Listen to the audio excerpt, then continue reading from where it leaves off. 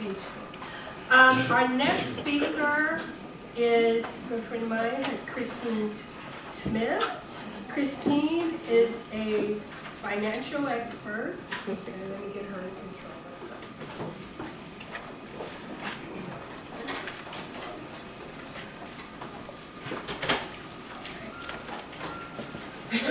Christine is a woman of faith, a wife, a caregiver to her 85-year-old mother, and she has worked as an IT professional for over 20 years. Due to a failed business venture, Christine and her husband climbed their way out of quicksand of financial debt. And from this experience, she was not only determined to educate herself, she decided to educate others in the area of finance and wealth generation. In 2009, Christine made the decision to transition into the financial industry because she wanted to make a difference in the lives of the working class, African Americans. She believes that education and financial coaching will make the difference in correcting the financial gaps in our communities. So true. In 2015, Christine joined forces with Independent Capital Management in Ontario, and she holds a Series 6 and 63 security license. She also serves as a certified estate planning paralegal for Citadel Law Corporation. She holds a life, health, and disability insurance license, and she specializes in helping individuals and families create complete financial plans, whether it's for retirement, college, or estate planning. Let's give a hand to Christine Smith.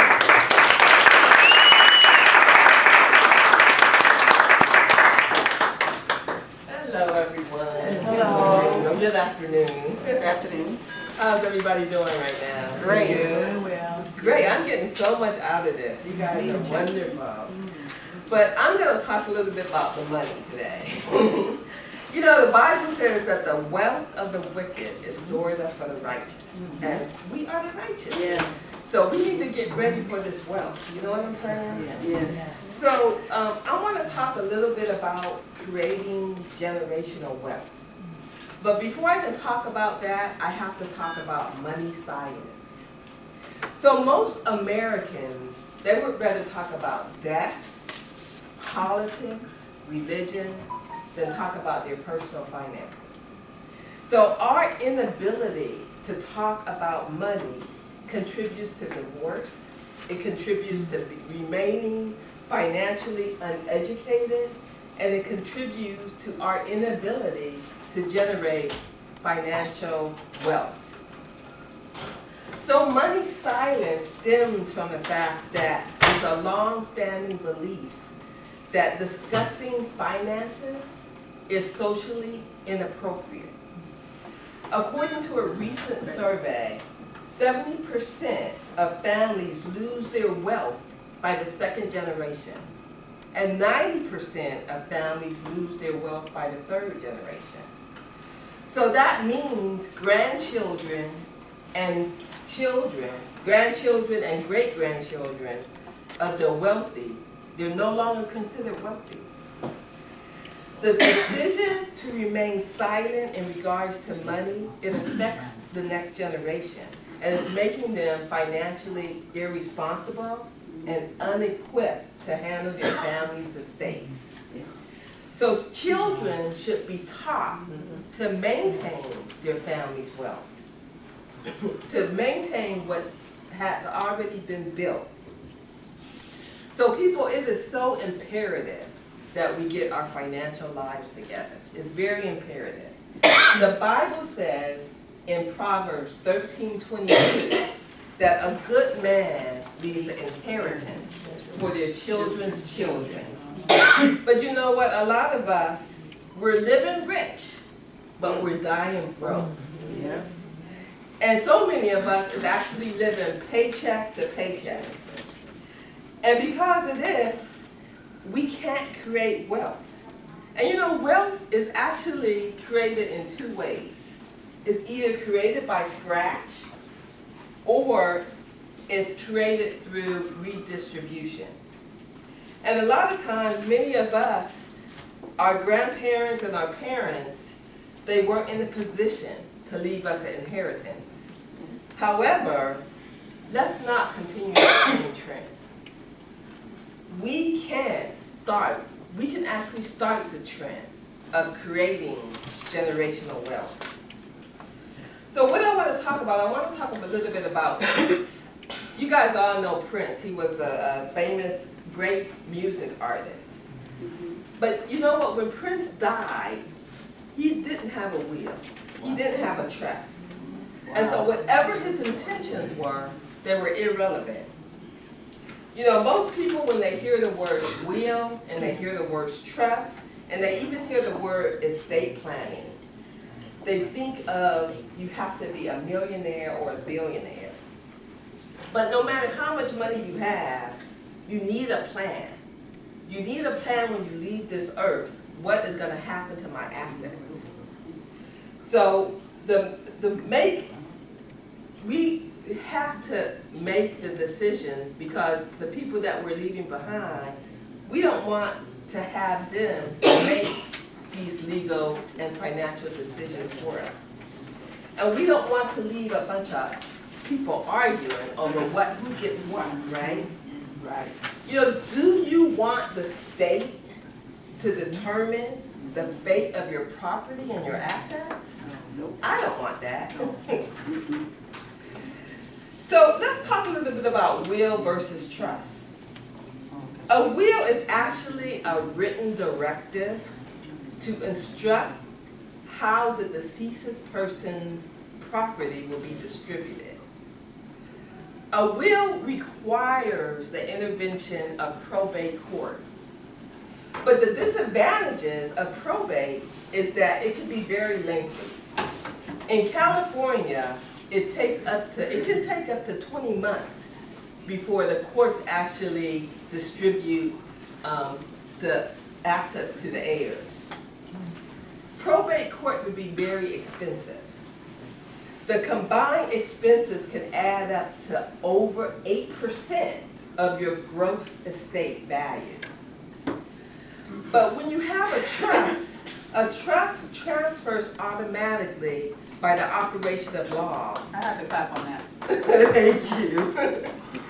There's no lengthy, expensive probate process.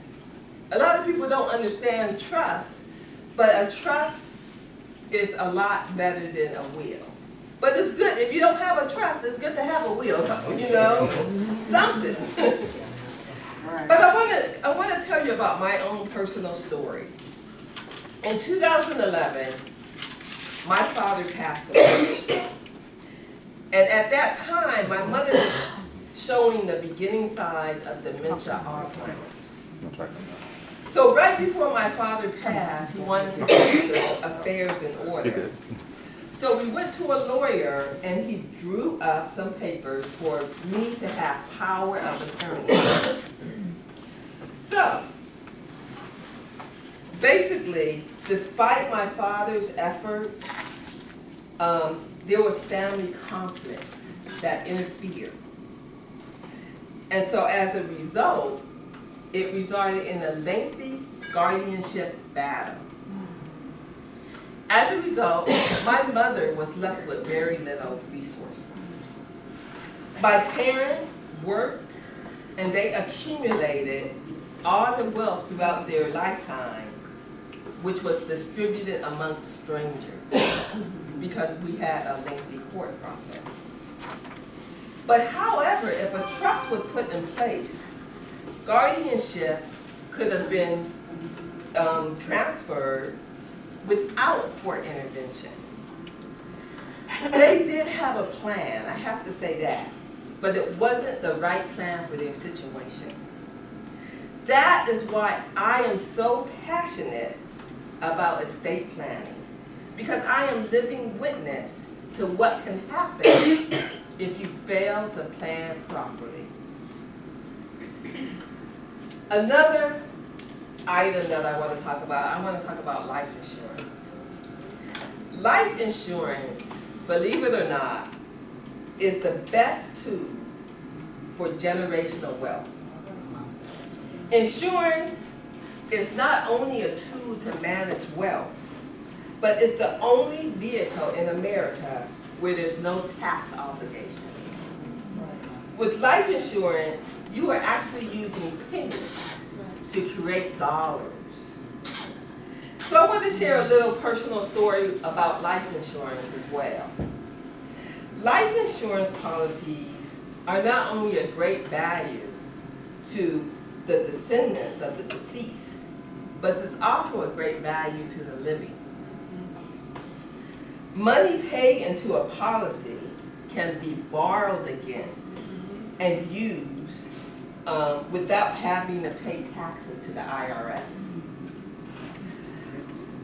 My mother was relocated from Texas to California. And during this time that she was being relocated, I had to take time off work to get her set up and to get her adjusted. But I was unable at this time to get family paid benefits at that time. However, I was able to borrow from the cash value of my insurance policy to actually get us through that difficult time. So, in closing, I want to share another little story with you guys.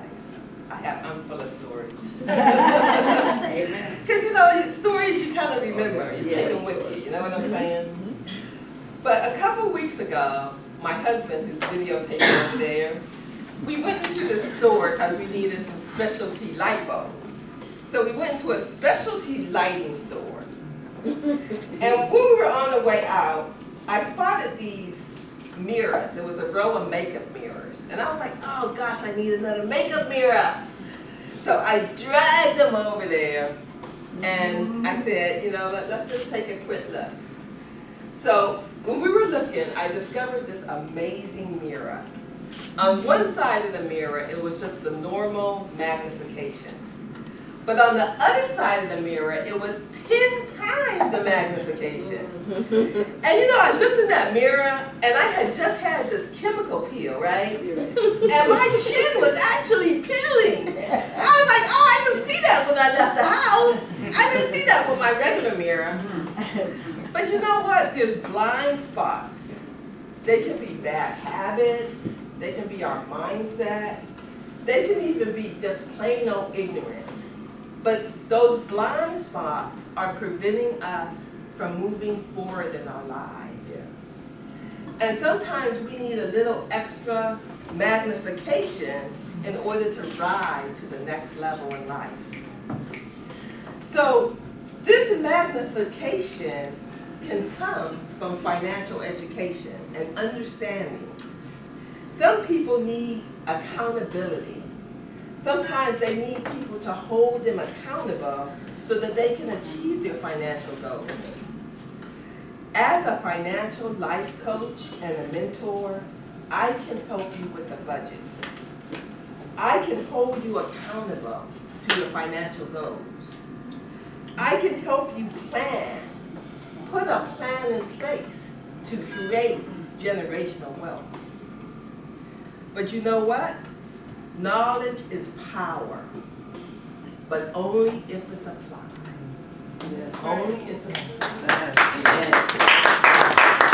So you guys have been a wonderful audience. I welcome the opportunity to meet each and every one of you and to address any concerns or any questions that you may have. So I thank you again.